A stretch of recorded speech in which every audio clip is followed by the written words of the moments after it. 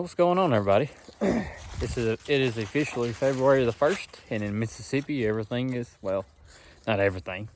Deer and ducks over with. The day, it's kind of bittersweet, because I'm going to say there's a lot of people that's kind of in my shoes, that it's open, we're going to push to the end unless you're done, and then on the same note there, kind of glad it's over with, because if you're like me, and really serious, devoted deer hunter, probably a little tired. So it's kind of nice to be able to sleep in and not have to worry about deer and ducks and whatnot. But there sure are a few things open. Of course, you got squirrel and rabbits will go all the way through the month of February. But something that a lot of people don't really do or don't know about, at least in Mississippi, I don't know about other states or what the regulations are about that, but it's crow hunting.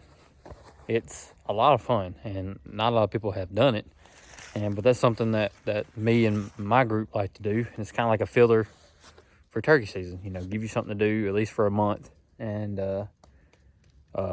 just if you still want to be in the woods and whatnot, go shoot some not turkeys.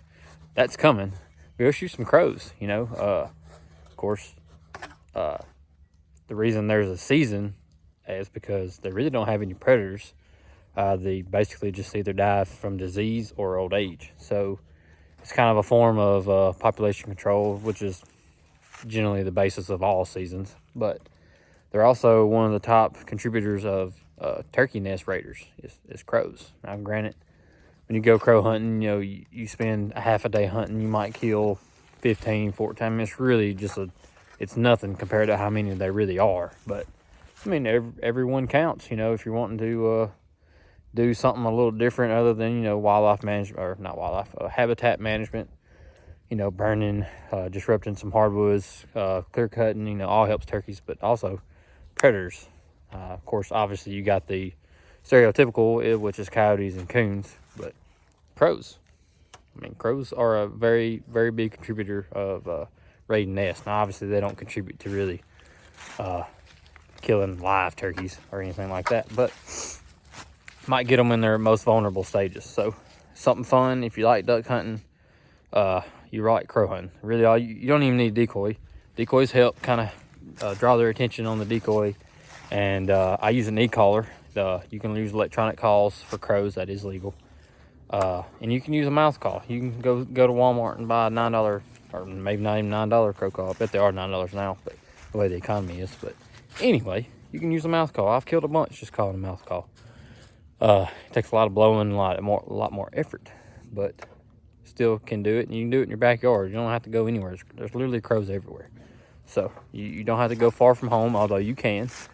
If you got some public crop fields around noon are normally really, really good. They normally hit and eat around noon, and you'll see them congregating in the fields and whatnot. Or if you can get permission on, I would say most farmers wouldn't care if you go hunt crows in their crop fields in February. I don't think it's going to hurt or mess with anything. So we're going to try to just make a few setups around the house. Nothing too crazy. Just trying to make a little short video and tell y'all about what we like to do as a filler for turkey season. So we're going to set up here. I'm in my pines. I thinned them earlier last year. So we're going to make one set up here, maybe 2 or 3. Hopefully we'll get a couple on the ground. We'll see. But yeah, we're going to try to shoot some crows.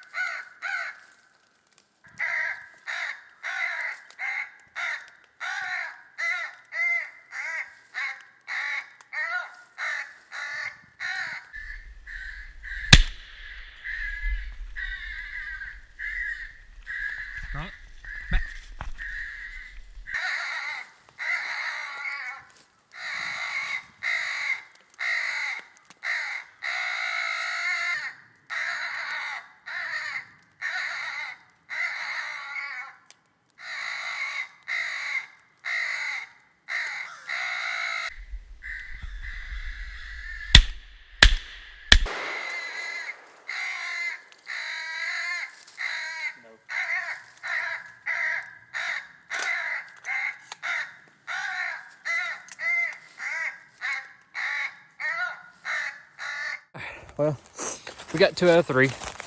And the thing about crow hunting is they are not a dumb bird. They are very intelligent.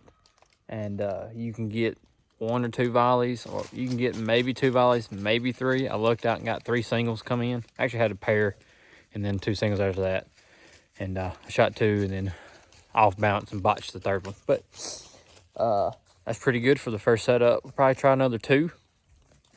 I'm gonna go across the road to my daddy's property and go on the very back corner.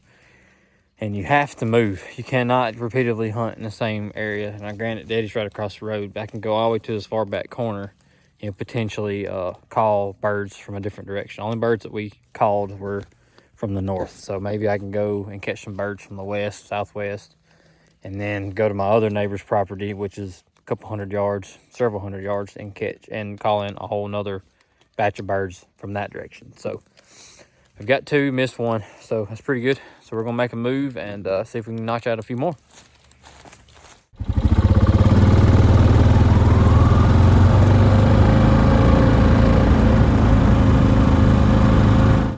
All right, setup number 2. This is my food plot on my neighbor's property. I decided to come here first. I think it'll be a better option, but got the decoy.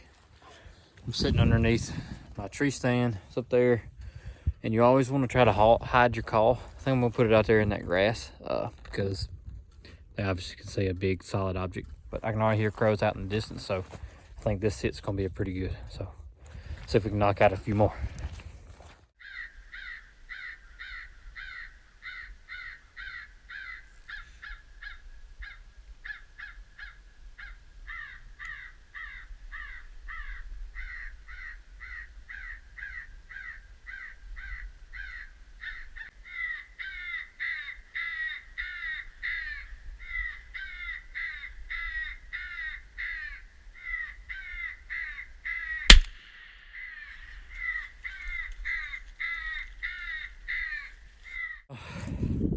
Knocked off 1 more. Should have been 2. Ended up not shooting at 1 because that was too far, and then the second one that came in was in the exact same spot and dropped him. So should have had 2. But I also had a little bit of a mental fart. It's been a minute. You really don't want crows flying over any open ground because, well, first of all, they normally won't. I didn't have my decoy out far enough. I don't think they could see it quick enough, but I think they saw me. But out here, my neighbor's property, they got to the edge of the pines and maybe 30, 40 yards out from it, and then they curved and went back. You really want to hunt right on the tree line, so I should have went down and hunted over there on them pines, and then as soon as they popped out, I could have had a chance at multiple birds because 3 came out. Because when I set up, I heard them. Normally when you hear them, when you hit that call, they're coming and they're going to be there quick.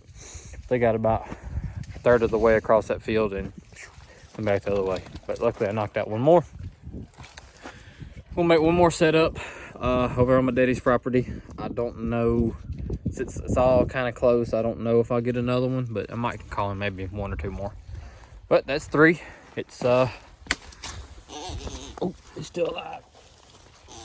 Got 3. Not a terrible day. It can be tough sometimes. So like I said, they're smart birds. They're not stupid. So it doesn't take them long to figure you out, and then you're done. So we'll go to setup number 3 and see what we can do.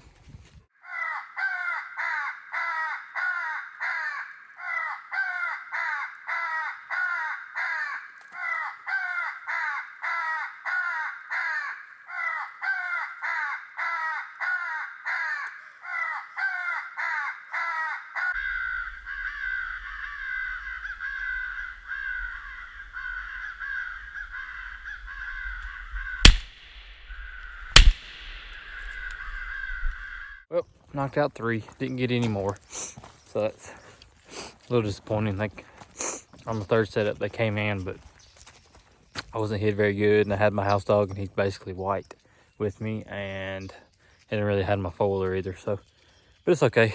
Wasn't really trying to just, wasn't trying to put a whole lot of effort into it. Just wanted to do a little quick video and show y'all what we like to do in February. And which is crow hunt, and it's a lot of fun. And you get a bunch of guys together on like a Saturday and go hit a bunch of on you got a big group, you know, you got several spots you can go to. You can move around and hit a bunch of different birds, a bunch of new birds. So they're all time, you know, decoying pretty well. So, but if you got any questions, more than willing to help y'all out. If y'all want to give it a whirl, drop a comment, make sure to like, and I'll see you on the next crow hunt.